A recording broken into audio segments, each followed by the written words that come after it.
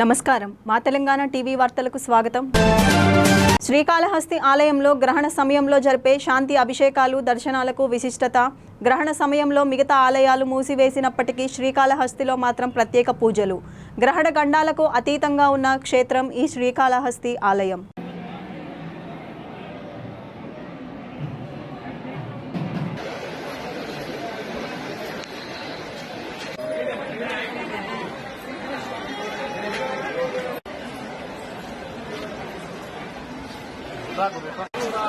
పటేల్ నగర్ సేవా సమితి ఆధ్వర్యంలో నిర్వహించిన గణనాథుడి నవరాత్రి ఉత్సవాలు అద్భుతంగా ముగిశాయి. 11 రోజుల పాటు భక్తి శ్రద్ధలతో ప్రతిరోజు పూజా కార్యక్రమాలు, హోమాలు, సాంస్కృతిక కార్యక్రమాలు నిర్వహించగా చివరి రోజున శోభాయాత్రతో గణనాథుడిని ట్యాంక్ బండ్ మీద నిమజ్జనం చేశారు. ఈ శోభాయాత్ర పటేల్ నగర్ నుంచి భక్తుల నినాదాలతో ప్రారంభమై సిపిఎల్ అలీకేఫ్ చే నెంబర్ మీదుగా ట్యాంక్ బండ్ చేరుకుంది. ఇక మహారాష్ట్ర బ్యాండ్ వాయిద్యాలు, డప్పు, డూళ్లతో ఊరేగింపు మరింత అందంగా సాగింది. యాత్రలో పాల్గొన్న భక్తులు గణపతి పప్ప మోరియా నినాదాలతో మారుమోగించారు. శోభాయాత్రకు ప్రత్యేక ఆకర్షణగా కార్పొరేటర్ విజయ్ కుమార్ గౌడ్ పటాకులు తాటిపెట్టడం జరిగింది. పటాసులు ఆకాశాన్ని ప్రకాశింపజేయగా వందలాది మంది భక్తులు ఆనందోత్సవాలతో పాల్గొన్నారు. పూజా సమితి సభ్యులు అందరూ ముందుండి శోభాయాత్రను విజయవంతం చేశారు. విశ్వభాద్ర ప్రాంతంలో వేలాది మంది భక్తులు తరలివచ్చి నిమజ్జనాన్ని ప్రత్యక్షంగా వీక్షించారు. భారీ జనసందోహం కారణంగా ఎలాంటి అవాంఛనీయ సంఘటనలు జరగకుండా పోలీసులు కఠిన బందోబస్తు ఏర్పాటు చేశారు. సిఐ కిరణ్ ఆధ్వర్యంలో పెద్ద ఎత్తున పోలీసులు మోహరించారు. అనంతరం అంబర్పేట్ సిఐ కిరణ్ గారిని కమిటీ సభ్యులతో కలిసి కార్పొరేటర్ విజయ్ కుమార్ ఘనంగా సత్కరించారు. ఈ కార్యక్రమంలో పటేల్ నగర్ సేవా సమితి అధ్యక్షులు, కమిటీ సభ్యులు, స్థానిక ప్రముఖులు పాల్గొని విజయవంతం చేశారు.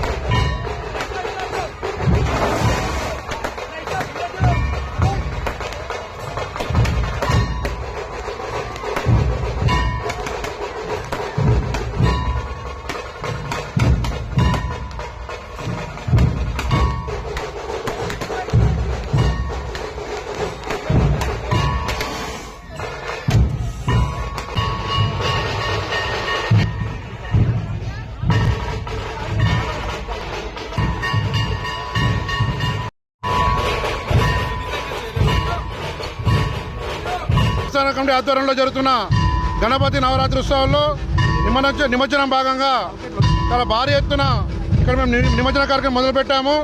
దీనికి మా దేవస్థాన కమిటీ సభ్యులు కానీ, మా ప్రజలు కానీ, భక్తులు కానీ చాలా బాగా సహకరిస్తున్నారు. వీళ్ళందరూ కూడా మేము చాలా కృతజ్ఞతలు తెలుపుతున్నాము. ఎందుకంటే ఇవాళ ఇంత పెద్ద ఎత్తున ఇంత పెద్ద గణనాథుని నిర్మించడము మాకు చాలా సంతోషంగా ఉంది. 11 రోజులు పూజలు అందుకొని ఇవాళ మన గణనాథుడు హుస్సేన్ సాగర్ నిమజ్జన నిమిత్తం బయలుదేరాడు. అతన్ని అంగరంగ వైభవంగా తీసుకెళ్లాలని మాకు కోరికను భగవంతుడు కలిగించినందుకు ముందు భగవంతుడికి ప్రార్థిస్తున్నాను. చాలా కృతజ్ఞత తెలుపుతున్నాను.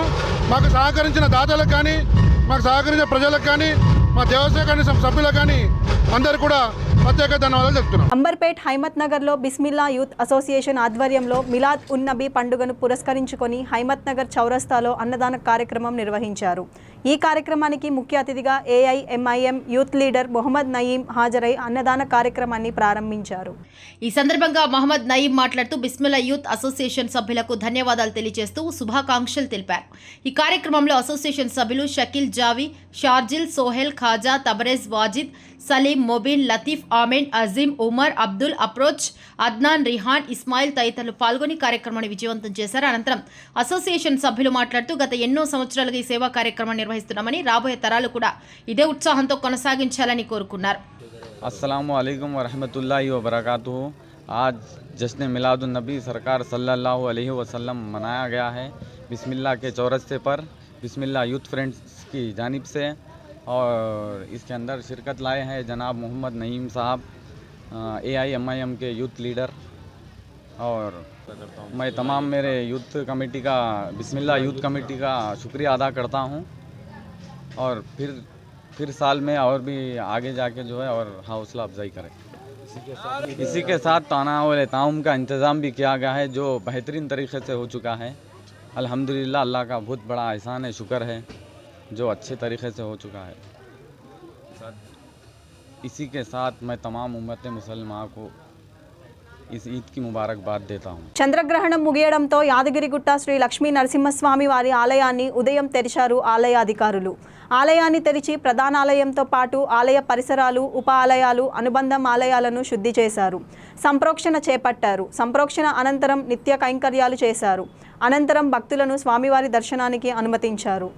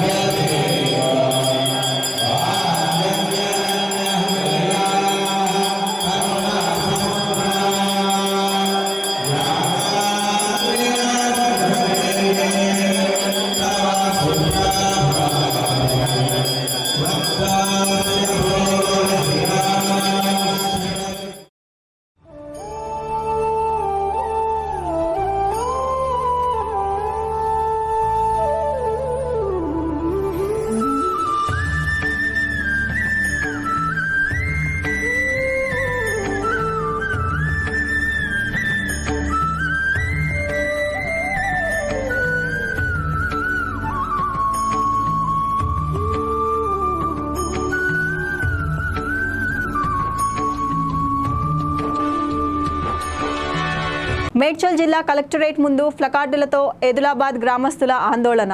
ఘట్కేసర్ మండల పరిధిలోని ఎదులాబాద్ శ్రీ లక్ష్మీనారాయణ చెరువులో కలుషిత రసాయన వ్యర్థాలు కలవడంతో వేల సంఖ్యలో చేపలు మృత్యువాత పడ్డాయని వాపోయారు.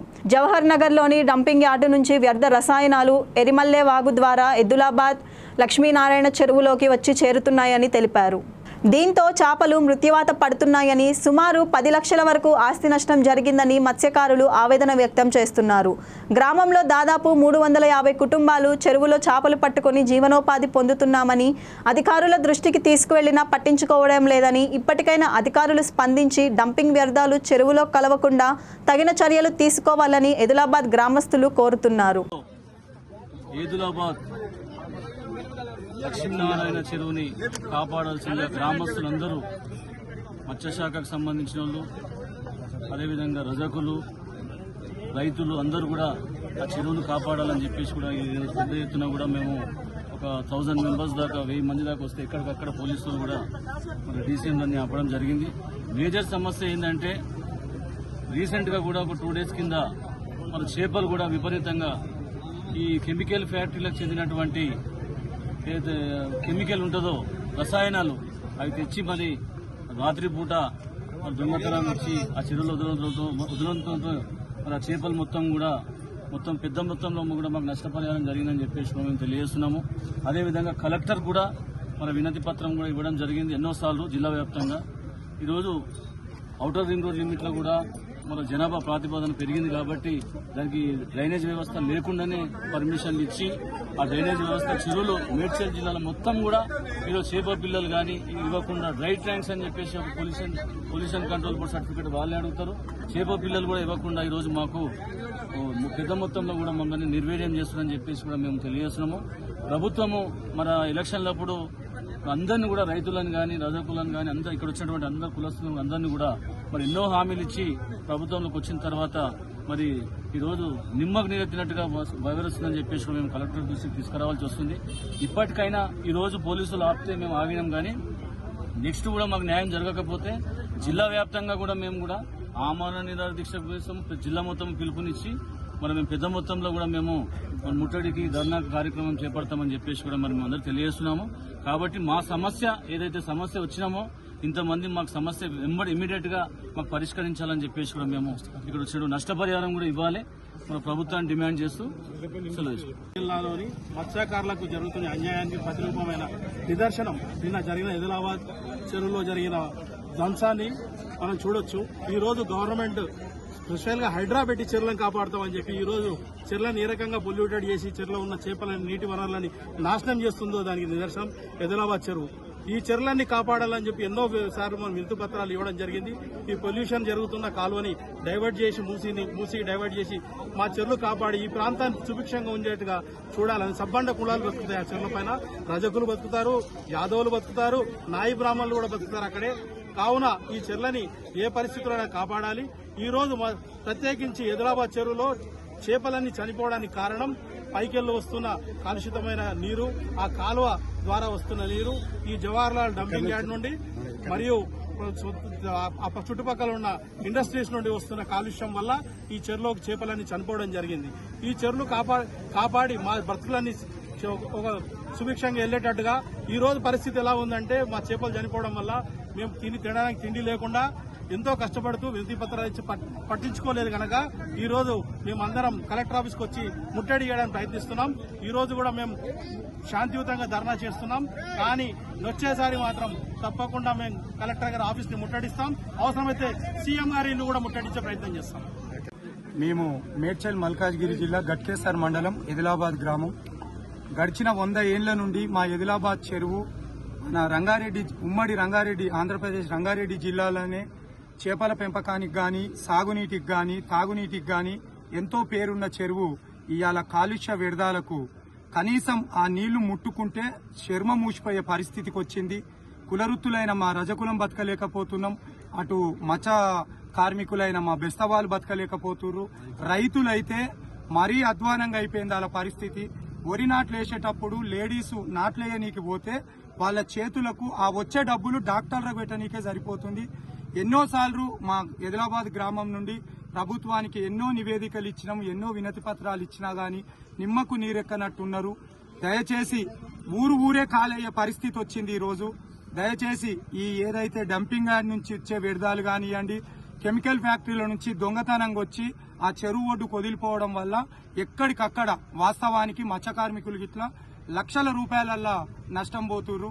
ప్రభుత్వం వెంటనే స్పందించి ఆ చెరువును బాగు చేసి ఆ మత్స్య కార్మికులకు ఇట్లా నష్టపరిహారం ఇప్పియాలని ఈ మీడియా ముఖంగా అందరికీ తెలియజేస్తున్నాం. మేడ్చల్ జిల్లా ప్రెస్ క్లబ్ అధ్యక్ష కార్యదర్శులు రవిచంద్ర, పాకర్ రవీందర్ ఆధ్వర్యంలో ప్రెస్ క్లబ్ సభ్యులు జిల్లా కలెక్టర్ మిక్కిలినేని మను చౌదరిని కలిసి ప్రెస్ క్లబ్ నిర్మాణానికి స్థలం నిధులు కేటాయించాలని కోరారు. సోమవారం కలెక్టర్ ఛాంబర్లో కార్యాలయంలో జిల్లా కలెక్టర్ను కలిసి వినతి పత్రాన్ని అందజేశారు. దీనిపై కలెక్టర్ సానుకూలంగా స్పందించినట్లు జిల్లా ప్రెస్ క్లబ్ అధ్యక్షులు రవిచంద్ర తెలిపారు. ఈ కార్యక్రమంలో ప్రెస్ క్లబ్ కార్యవర్గ సభ్యులు పాల్గొన్నారు.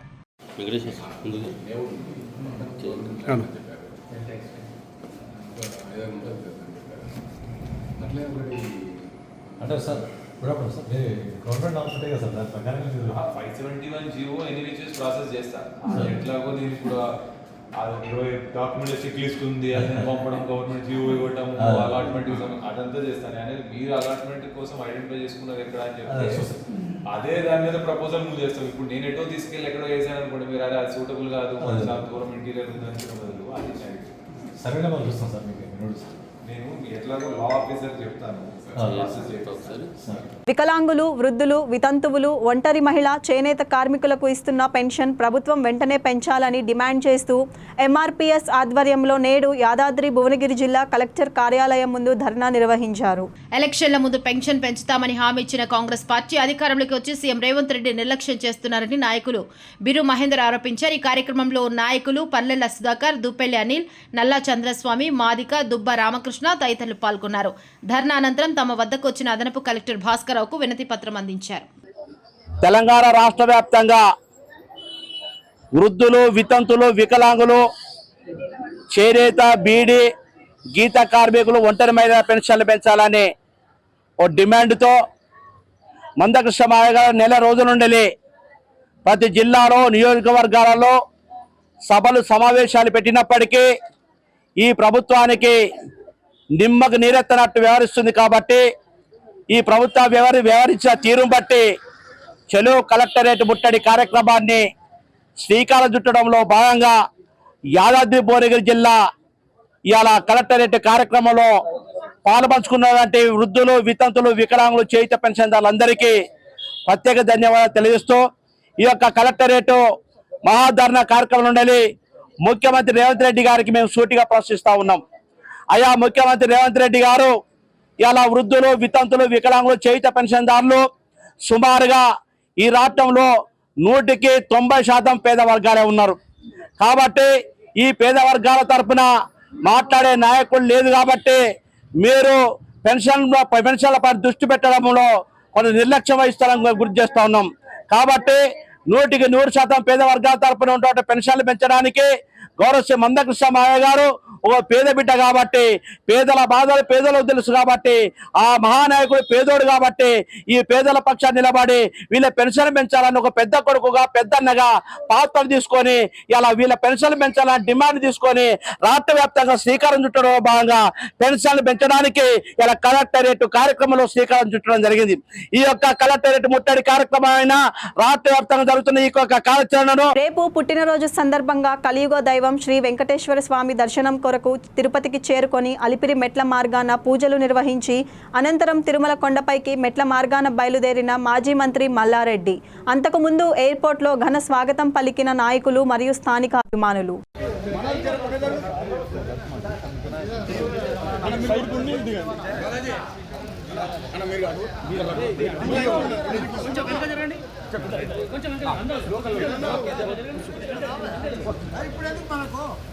సార్ కొంచెం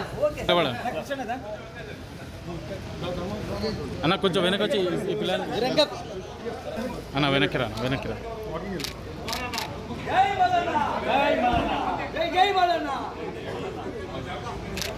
ధర్మన్న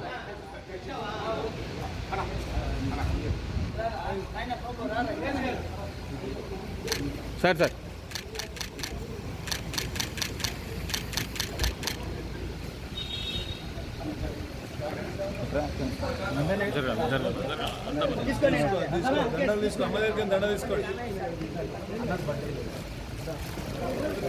ఈరోజు BRS working president KTR Kaleshwaram మీద ప్రెస్ మీట్ నిర్వహించారు. ఆయన మాట్లాడుతూ ఇన్ని రోజులు కాళేశ్వరం కూలేశ్వరం అని వాగిన నోర్లే ఇవాళ అదే కాళేశ్వరం నీళ్లు తీసుకువచ్చి హైదరాబాద్ ప్రజలకు గోదావరి నీళ్లు అందిస్తున్నామని చెప్తున్నారు. అంటే రేవంత్ రెడ్డి చెప్పకనే చెప్పినట్లు కాళేశ్వరం తెలంగాణకు కల్పతరువు కామధేనువని, అలానే గంధమల్ల రిజర్వాయర్ కూడా శంకుస్థాపన చేసిన రోజు నేను పూర్తి చేస్తానని రేవంత్ రెడ్డి పెద్ద పెద్ద మాటలు మాట్లాడాడు. కానీ గంధమల్లకు కూడా అదే కాళేశ్వరానికి అనుసంధానమైన కొండపోచమ్మ నుండే నీళ్లు వచ్చేది అని అన్నారు. కాళేశ్వరం ప్రాజెక్టు మీద ఈ ముఖ్యమంత్రి గారికి ఎంత కక్ష అంటే చివరికి ఏ సిబిఐనైతే రాహుల్ గాంధీ గారు అనునిత్యం తప్పుపడుతూ ద్వేషిస్తూ ఇది బీజేపీ జేబు సంస్థ అని మాట్లాడతారో, చివరికి ఆ కాళేశ్వరం ప్రాజెక్టు మీద ఇక్కడ ఏమీ లేదు, కొండను దవి ఎలక కూడా పట్టలేదు కాబట్టి 22 నెలలు మరి టైంపాస్ చేసి కోట్ల రూపాయలు తగలబెట్టి కాళేశ్వరం కమిషన్ అని పెట్టి పీసీ ఘోష్ గారి కమిషన్ వేసి కొండను దవ్వి ఎలుకను కూడా పట్టలేని పరిస్థితుల్లో మళ్ళీ కొత్తగా సిబిఐ కప్పచెప్తున్నా అని ఒక కొత్తగా నాటకానికి తెరదీసినారు. నేను ఇవాళ ముఖ్యమంత్రి గారిని అడుగుతా ఉన్నా, రాష్ట్ర వ్యాప్తంగా ఇవాళ ప్రజలకి మీరు ప్రజల సొమ్ముతో ప్రతి పత్రికలో ఇవాళ అడ్వర్టైజ్మెంట్లు, ఫుల్ పేజ్ అడ్వర్టైజ్మెంట్లు ఇచ్చినారు. ఏమని?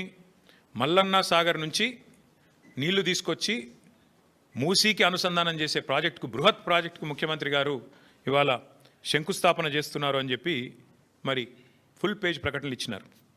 ఈ ముఖ్యమంత్రి గారికి కానీ కాంగ్రెస్ ప్రభుత్వానికి కానీ కనీస సిగ్గుందా అని నేను అడుగుతా ఉన్నా. కనీస మాత్రం ఇంగితం ఉందా? కనీస మాత్రం సోయి ఉందా మీకు? సరిగ్గా వారం కిందట, ఇదే సోమవారం నాడు, వారం రోజుల కిందట కాళేశ్వరం ప్రాజెక్టు మీద కక్ష కట్టి సిబిఐ ఎంక్వైరీ అని పెట్టినారు. మరి ఈరోజు ఈ సోమవారం రోజు కేసీఆర్ గారు కట్టిన అదే కాళేశ్వరం ప్రాజెక్టు మీద ఆధారపడ్డ మూసీ జలాల అనుసంధానం అని పెట్టి ఇవాళ శంకుస్థాపన చేస్తూ ఉన్నారు. ఇక్కడ విచిత్రం ఏంటంటే, కాకపోతే ఎవరైనా మనిషి జ్ఞానం ఉన్నవాడైతే తల దగ్గర శంకుస్థాపన చేస్తారు. తల దగ్గర చేస్తారు. ఎక్కడైతే నీళ్లు ఉన్నాయో, ఎక్కడి నుంచి అయితే నీళ్లు తేవాలనుకుంటున్నారో అక్కడ శంకుస్థాపన చేస్తారు. కేవలం తలా తోక లేని వాళ్ళే తోక దగ్గర చేస్తారు. ఎందుకంటే బాధ ఏముంది ఈయనకి? మల్లన్న సాగర్ దగ్గర పోయి శంకుస్థాపన చేస్తే ఏం చెప్పాలా? ఎదురుగా కళ్ళు దొబ్బినాయా, నీకు కనబడతలేవా, అవి కాళేశ్వరం నీళ్లు కాదా అని ప్రజలు అడుగుతారు, రైతులు అడుగుతారు. ఇవి కాళేశ్వరంలో వచ్చిన నీళ్లు కావా అని సోయినవాడు ఎవడైనా అడుగుతాడు, మీడియా అడుగుతుంది, అందరూ అడుగుతారు. సమాధానం చెప్పలేరు. ఎందుకంటే కాళేశ్వరం కొట్టుకపోయింది, కాళేశ్వరం ఇదైంది అదైంది అని దిక్కుమాలిన మాటలు మాట్లాడిందే మీరు. కాబట్టి ఏం చేయాలా? తలా తోక లేని సన్నాసులు చేసే పని ఏదైతే చేయాలో తోక దగ్గర చేస్తున్నాడు ప్రారంభోత్సవం. తల దగ్గర చేయకుండా, మల్లన్న సాగర్ దగ్గర కాకుండా తోక దగ్గర, అంటే గండిపేట దగ్గర చేసే ప్రయత్నం చేస్తూ ఉన్నారు. ఎందుకు? మీ అబద్ధాలను కప్పిపుచ్చుకోవడానికి. మీరు ఇన్ని రోజులు వాగిన వాగుడంతా చెత్తవాగుడు అని ప్రజలకు తెలుస్తుంది. కాబట్టి ఇవాళ మీరు ఎన్ని దిక్కుమాలిన మాటలు మాట్లాడినా చివరికి మళ్ళీ కాళేశ్వరమే మీకు దిక్కయింది. కాబట్టి ఇవాళ మొహం చెల్లక, మల్లన్న సాగర్ దగ్గర శంకుస్థాపన చేయడానికి మొహం చెల్లక ఈ ముఖ్యమంత్రి గారు, ఈ ప్రభుత్వం 1,00,000 కోట్ల అవినీతి, కూలిపోయింది, కాళేశ్వరం కూలేశ్వరం అయిపోయింది అని మాట్లాడిన మాటలు ఏవైతున్నాయో వాటి నుంచి తప్పించుకోవడానికే ఈరోజు గండిపేట దగ్గర ఒక డ్రామా చేస్తూ ఉన్నారు. అంటే ఒకటి చెప్పకనే చెప్పినట్టు మాత్రం ఈ ప్రభుత్వం అయ్యింది. ఎన్ని రోజులు కాళేశ్వరం కూలేశ్వరం అయిపోయిందని వాగిన నోళ్ళే ఇవాళ అదే కాళేశ్వరం నీళ్లు తీసుకొచ్చి హైదరాబాద్ ప్రజలకు మేము గోదావరి నీళ్ళు అందిస్తామని చెప్తున్నారు. అంటే ముఖ్యమంత్రి కానీ ఈ ప్రభుత్వం కానీ చెప్పకనే చెప్పినట్టు అయ్యింది. కాళేశ్వరం మరి తెలంగాణకు కల్పతరువు, తెలంగాణకు కామధేనువు అని మొదటి నుంచి మేమేదైతే చెప్తున్నామో అది అక్షర సత్యం అని కాంగ్రెస్ ప్రభుత్వమే ఇలా ఒప్పుకున్నట్టు అయింది. అట్లాగే ఒక నెల రోజుల కింద అనుకుంటా మా భువనగిరి యాదాద్రి జిల్లా గంధమల్ల రిజర్వాయర్కి కూడా ముఖ్యమంత్రి గారు శంకుస్థాపన చేసి భారీ సినిమా డైలాగులు కొట్టినారు. అక్కడ కూడా నేను పూర్తి చేస్తాను అని. ఎక్కడికి వస్తున్నాయి? ఎక్కడి నుంచి వస్తున్నాయి గంధమల్లకు నీళ్లు? అదే కాళేశ్వరంలో అంతర్భాగమైన కొండపోచమ్మ సాగర్ నుంచే కదా దానికి కూడా నీళ్ళు వచ్చేది. ఇవాళ మల్లన్న సాగర్ నుంచి గండిపేటకు నీళ్లు తరలించి శంకుస్థాపనలు, ఆ రోజు కొండపోచమ్మ సాగర్ నుంచి గంధమల్లకు నీళ్లు తరలించడానికి శంకుస్థాపనలు, మరొక వైపేమో కాళేశ్వరం మీద శాపనార్థాలు. ఇంతకంటే అరాచకమైన, ఇంతకంటే సిగ్గుమాలిన ప్రభుత్వం ఈ దేశంలో ఉన్నదా అని అనక తప్పడం లేదు. ఇవి ఈనాటి వార్తా విశేషాలు. మరో బులెటిన్లో మళ్ళీ కలుద్దాం. నమస్కారం.